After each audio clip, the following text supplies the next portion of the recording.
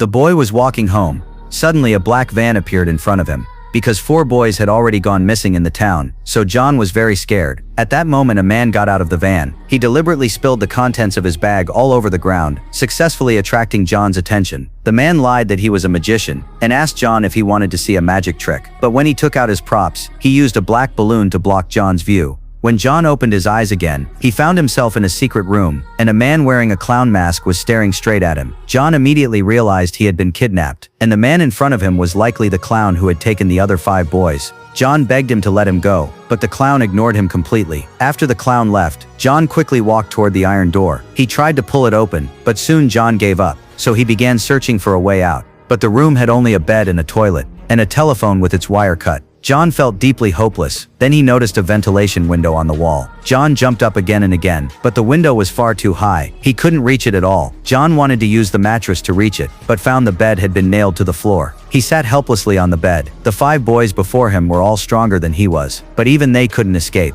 So how could he possibly have a chance? Just as John was sinking into despair, the phone behind him suddenly rang. How could a disconnected phone be ringing? John felt a chill of fear. When he walked over and picked up the phone, there was no sound from the other end. John wondered if he was hallucinating. But later that night he was woken again by the ringing. Half asleep, he muttered, "Stop it already.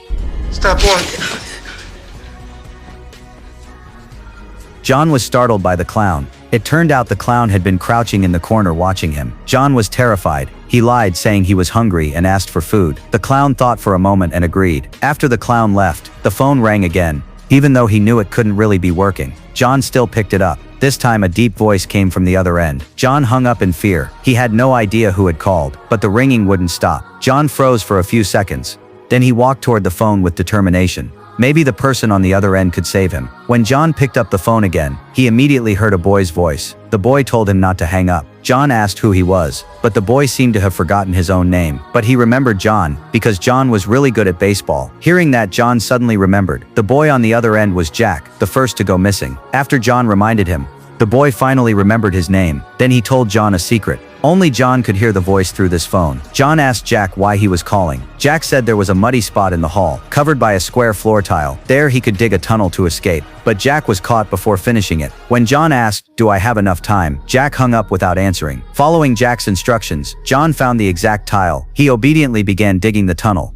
To avoid being caught, he flushed the excess dirt down the toilet until he was completely exhausted. Then John covered the hole with a rug and went back to bed. But soon he realized how hard this plan would be. The next morning the clown brought him breakfast, then turned and left. After the clown left, John suddenly realized something. He rushed to check, and sure enough, the iron door wasn't locked. John was thrilled, but right then the phone rang again. John hesitated. When he answered, the voice urgently warned him not to go upstairs, because it was the clown's trap. Once John stepped onto the stairs, the clown would whip him unconscious with a belt. As John asked who was speaking, the boy suddenly appeared beside him. But strangely, John couldn't see what he looked like. He could only communicate through the phone. The boy Billy told John, "Whenever you try to escape, the clown punishes you. It hurts more than you can imagine." He and the others had all been through it. Then he hung up the phone. But after the boy left, John still opened the door and slowly began climbing the stairs until he stopped just 2 steps from the top. John didn't know the clown was waiting above with the belt. Fortunately, John chose to trust Billy. He went back downstairs and ate his breakfast. He was determined to survive.